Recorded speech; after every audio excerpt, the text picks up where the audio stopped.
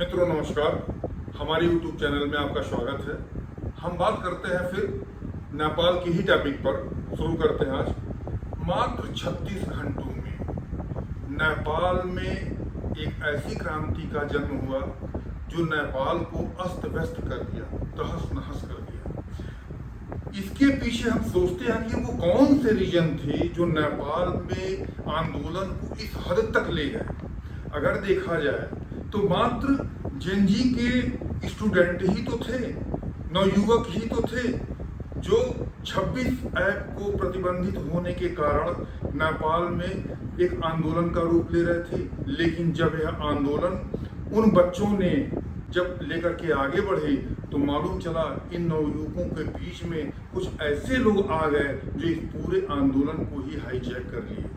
22 लोगों को मार दिया गया। मित्रों, नेपाल में आंदोलन जो जेनजी के स्टूडेंटों के द्वारा हो रहा था, वह आखिर आंदोलन किस स्तर से उठा और किस स्तर पर पहुंचा, ये सोचने वाली बात है। फंडिंग की गई, जिस तरीके से हथियारों का प्रदर्शन किया गया, जिस तरीके से बम चलाए गए, जिस तरीके से संसद को, राष्ट्रपति भवन को, कार्यपालिका को हवाले किया गया, जिस तरीके से मंत्रियों को उनके घर से बाहर निकाल करके, उनके सामानों को बाहर निकाल करके उनके घरों को आग लगा दिया गया और उनके परिवार को भी निकाल करके उनकी पत्नियों को भी आके हवाले कर दिया गया।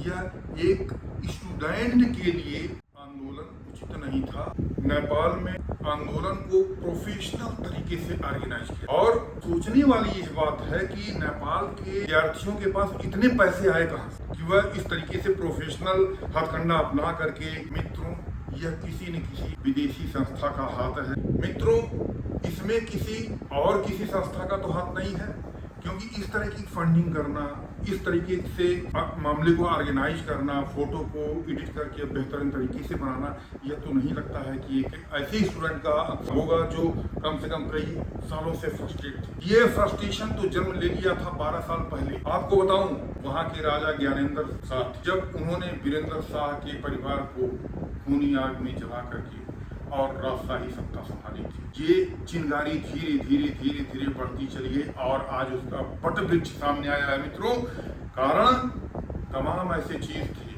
कोई आंदोलन एक दिन में जन्म नहीं लेता है, उसको जन्म लेने के लिए समय लगता है, धीरे धीरे धीरे सुलगती रहती है।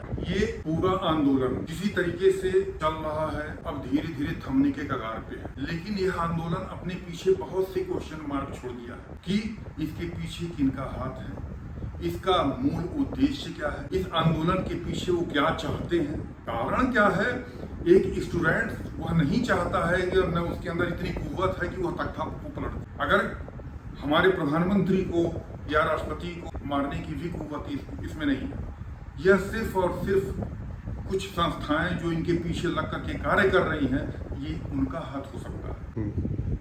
पूरे नेपाल में आर्मी ने पूरी व्यवस्था संभाल रखी है। सड़कों के चप्पे चप्पे पर उनके सिपाही हथियार बंद होकर के घूम रहे हैं। उपद्रवियों को देखते ही या तो जेल के हवाले करो या तो गोली मारो, ये चीजें हो रही हैं। और दूसरी सबसे बड़ी चीज कि हम वहां पर जो जेल है जिसके अंदर तमाम कैदी बंद हैं, कम से कम 15,000 16,000 कैदी जेल तोड़कर भाग लिए। उसमें बहुत से पकड़ाए भी और यहाँ तक कि हुआ कि जो नहीं पकड़ा पाए वो गोली मार दिए गए। ऐसे कम से कम जो है 50-60 कैदियों को मार भी दिया गया। मित्रों, इस पूरे आंदोलन में 30 विद्यार्थियों की भी मौत हुई है और जिस डीएसपी ने आदेश दिया था कभी शांतिपूर्वक नहीं हो सकता है। मित्रों, आंदोलन हमेशा रक्त रंजित होता है। नेपाल का आंदोलन यह बता रहा है रक्त रंजित है। सेना के मुख्यालय में जितने भी राजनीतिक परिवार हैं, जितने भी मंत्री हैं और भी लोग हैं, पूर्व प्रधानमंत्री, वित्त मंत्री, सबको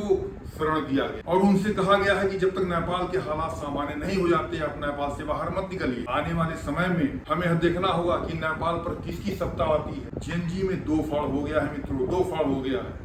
एक तो जो राजशाही के साथ हैं, वो चाहते हैं कि राज परिवार से ही कोई आवे जो सत्ता संभाले, और दूसरा यह चाहता है कि नहीं, राजशाही नहीं, हमारे नेपाल में लोकतंत्र ही स्थापित होना चाहिए।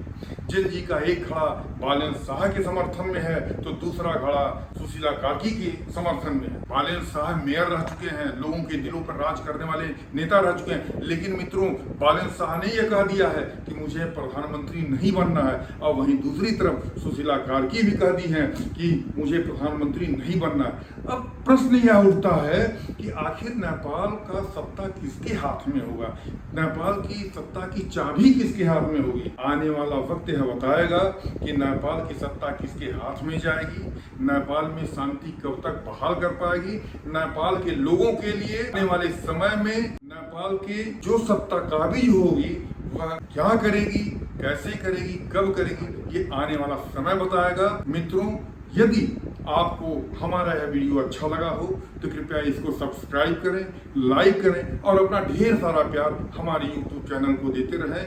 तब तक के लिए आपको नमस्कार।